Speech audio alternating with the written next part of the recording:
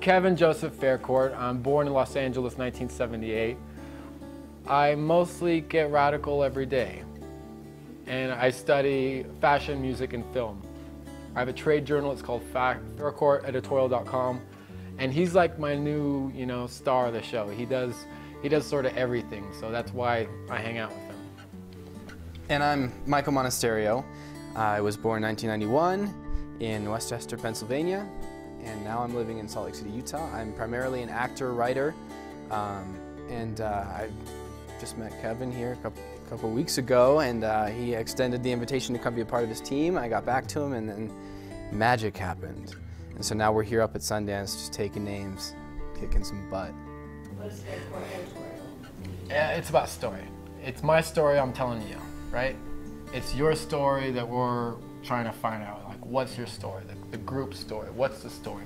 What's the story? What's the hot story? What's the old story? What's the new story? It's all story, story, story, story. Yeah, and the other thing is we have definitely made it an objective to be the bridge between young filmmakers and what the business is really like. Mm-hmm. So when we're doing these interviews, when we're conducting them, the questions that we ask are basically centered around movie money. So we want to know how much they want to sell their film for, how much they think it's worth, how did they find the funding for it. We want to know how they do it, because as a young filmmaker myself, I didn't know very much about that business side. I was very educated on the art side. I know that there is definitely a science behind the art, and I've studied it, and so I've taken it upon myself to go and learn this side of it, because a lot of young filmmakers don't.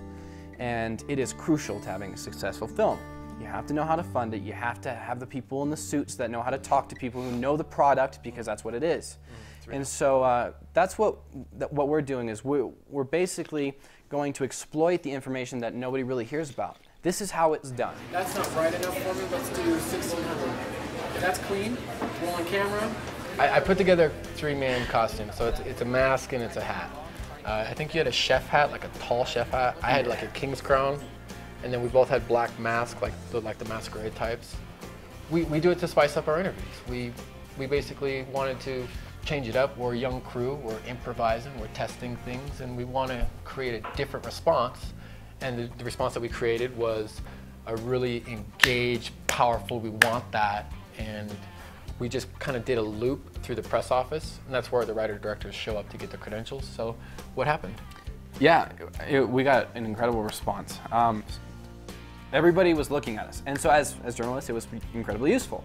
So we happened to walk into the press room, and immediately we got some feedback from a producer of a film, and she was very, very actually grateful that we went out of our way to be kind of so bizarre. She had pink hair, and she was an incredibly outgoing individual herself, and so you can always hit a type of person when you do something out of the box, and we got a great response from them. They talked with us for 25 minutes. So the costumes are just a fun way to meet new people. They talk to you. They start talking to you. Yeah, you either love it or you don't. And if there's something you love, you do it.